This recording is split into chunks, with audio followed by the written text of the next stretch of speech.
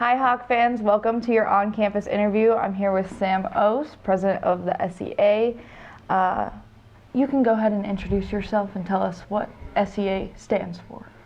So I'm Samantha Oase. I'm president of the Student Education Association Club, and what SEA does on campus is we do a lot of events within DSU as well as within the community. We work a lot within the local schools, and we hold a lot of STEM events for the children there just to get a lot of science, technology, engineering, and math within the school systems. And then we also just do a lot within the community, like handing out books to students at different events like homecoming, the homecoming float, the homecoming parade. We also hold events on campus like Friendsgiving, that's coming up, and that's where we hold a lot of like our socializing events on campus. So that's what SEA does.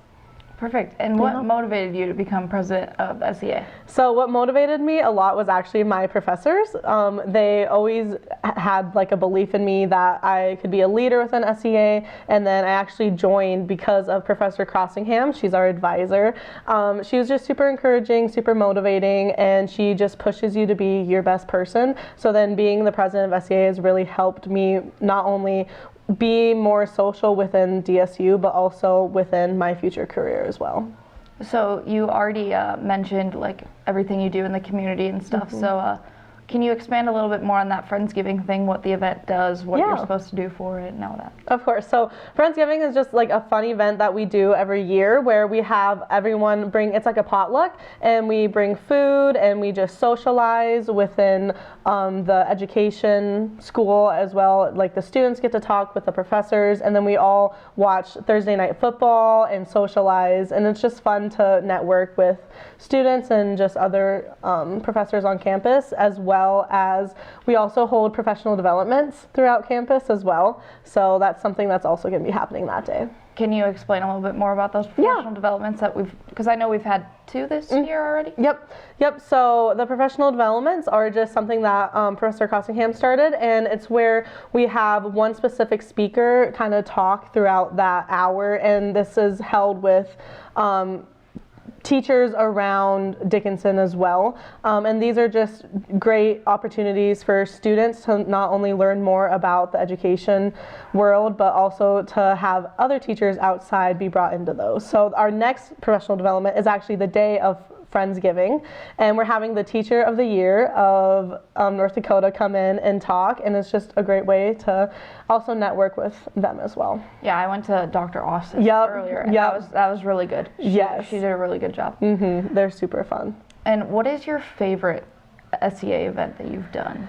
Oh man, I would say my favorite SEA event would be our March Madness Mario Kart Madness. We hold a little tournament, and it's kind of like Friendsgiving where we bring food, we eat, we socialize, but then at the end we all play Mario Kart against each other and find out who the winner is. So it's just really fun to do that. Gets a little competitive sometimes though. Yeah, I can see that. Yeah. And we ask this to everyone on Hawk Talk. So what does DSU mean to you? DSU is everything to me right now because it is such a home environment, and every time I come on campus, whether it's for sports or any like career related things, I just feel like I'm at home, and it's just such a community where I feel like I can succeed. Perfect. Yeah. All right, thank you so much, Sam. I loved learning about SEA a little bit more.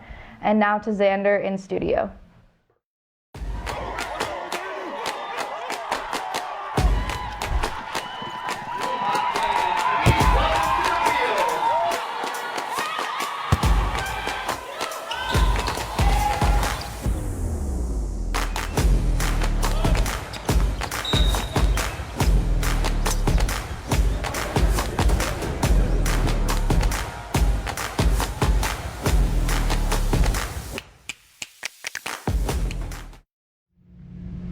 Hey, what's up everybody? Welcome back to Hawk Talk. I'm your in-studio host, Xander Beeson, and today I'm joined by a very special guest. I'll have you introduce yourself. All right, I'm Caleb Sarsland. I'm a sophomore here at Dickinson. I'm originally from Bowman, North Dakota. I run cross country and track at DSU. Bowman Bulldogs. I drive through Bowman on my way home. It's that travel, so they shut down that come and go right there on the corner. Kind of upset me. That was my favorite gas station. So now I gotta I got to feed corporate, and I got to go to that big travel center. the not travel the center. biggest fan of that one, but all good. What brought you to DSU? What brought me to DSU was just the opportunity to run and kind of be in a smaller town. I'm not a big city guy, so this was big enough for me. And the TR program looked interesting too. So yeah, obviously me and you were the same. I'm from Gillette, Wyoming, not into the whole big. Yeah. Dickinson's perfect. So it fits everybody. You got everything you need. Yep. Obviously, like you said, you're on the cross country team, track team. What got you into running? Did you just wake up one day and you're like, I just want to go run 13 miles, or is it something that someone introduced you to it, or what kind of got you into running? Well, my mom had us, all 4 of us kids. She wanted us all to do cross country. We're kind of small, as you can tell, so football wasn't really an option. But yeah, I just really fell in love with it after that first year of running. And I was a 7th grader, so and since then it's just been. I think it's the team that really brings it together. You really get to know the guys and gals. So. Yeah. So in high school, we were talking before this. You got to compete more track than cross country. You were on the 4x8 team. Where was that at? The national meet? Yeah, the national meet in high school. Yeah, that was in Philadelphia. Philadelphia, and then last year you competed at nationals for cross country. Yep. What were those 2 experiences like? Were they similar? Were they different in their own ways? Just kind of let me pick your brain about that one, about what that was like. Yeah. So in high school, we qualified for the track nationals in Philadelphia, and we ran the 4x8 and the 4x-mile there. And it was quite the experience because, kids from a town of, a couple thousand go to a city that has millions in it, and just that whole East Coast is just one big city. So it was interesting just navigating through that. And the stadium, it was awesome. It was huge. And yeah, it was just a really fun experience to just go with the guys and go there. And then cross last year, we qualified. We made it by 1 point, so that was exciting itself. And I would say my love is for cross country because usually it's not running loops. Yeah, but I love them both, and they both bring their good aspects of track. You can run really fast times, whereas in cross you're more championship racing. Yeah. You guys obviously just finished up your season. How did the team do, both men and women's, and how did you personally do? How do you think you did, I should say? Yeah, so the teams, the girls got 4th, and the boys got 3rd, which was pretty much what we were expected to do. Bellevue had a really solid team, and they kind of crushed it. Yeah. So, and I placed 5th individually, which wasn't quite what I was hoping for, but nevertheless qualified for nationals, so we'll get ready to throw a good race down there. So that's awesome. Where's nationals at this year? it's in Columbia, Missouri. Never been. I'm sure it's beautiful this time of year. I hope so. I'm just hopping on the plane and going to run. So here's a little kind of switch up the vibe here. If you got to pick an actor to play you in a movie, the Caleb Sarsland running movie, probably have a better title than that. Who would it be? Who is playing Caleb Sarsland in this movie? I'm not big on celebrities, but I would have to say Adam Sandler. That's a good one. I like it. He's a little bit more wide than you, but I'm sure he's a dedicated actor. He can make it funny. If the money was right, I think he would lose a couple of the LBs. Oh yeah. And play Caleb Sarsland. I love that. Obviously, running isn't something a whole lot of people like to do. You had that young influence that, like you said, your mom got you into it. But what's your advice for like younger people, maybe around that time you started, they're thinking about joining cross country, but maybe they're just like, I don't know if it's for me. What's your advice for them? Yeah, my advice would be just stick it out. You're not gonna be good right away. I mean, it takes 3 weeks to get in shape. Yeah. And find a couple friends to do it with. The team.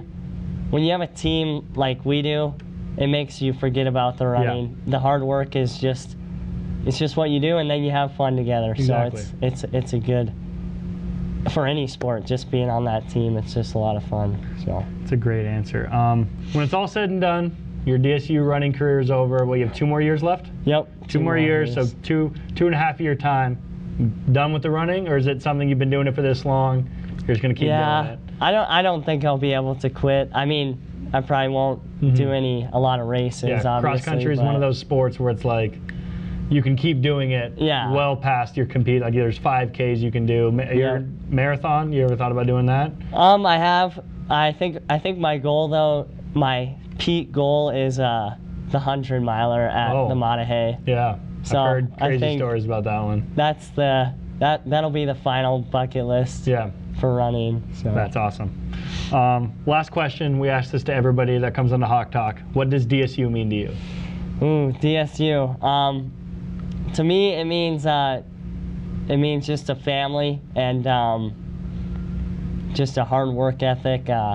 Everybody kind of works together and gives it their all for whatever they're in, whatever sports they're in, and I see a lot of just positive energy from people, which is great. So that's a great answer. I don't think anyone's ever said anything like that. So I usually warn people about that question. I don't think I've ever said this on air. Everyone says a lot of the same things. Like when you said the family part, I was like, oh, it's kind of just everyone gets into that. Everyone is big on the family community, but no one's given an answer like that. So I appreciate that, Caleb. I knew I was smart for bringing you on. One more thing, I would say it's huge. It's huge.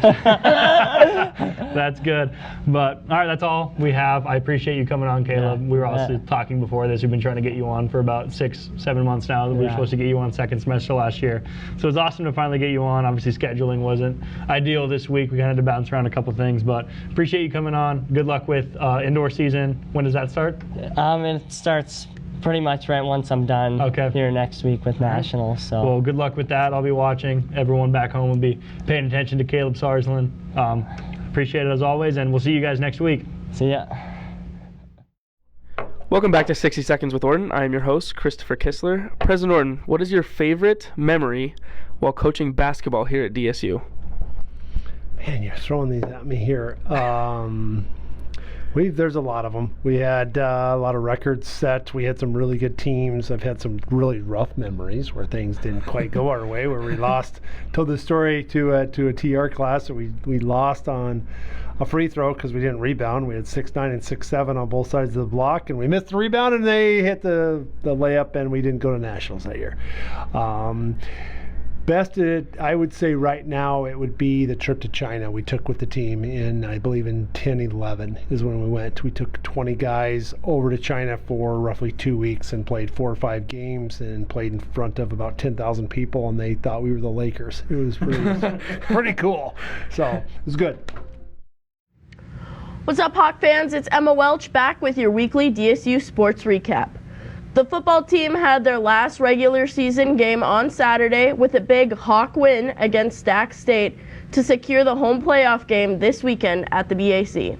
The Hawks will take on Kansas Wesleyan. Kickoff is at 1. Fill the stands for the first playoff game at DSU in 20 years. Moving on, the women's wrestling team headed to Great Falls, Montana and had a tough loss, but we're hopeful as they take on Minot next week. The men's and women's basketball teams traveled to Montana State Northern, where the men had a win 79-69 and the women had a loss of 58-76. The men take on Montana Western later this week, so keep your eyes open for that score. That's all I got for you guys this week. Thank you to our Hawk Talk sponsors, Consolidated, for the support. Until next time, Hawks are up.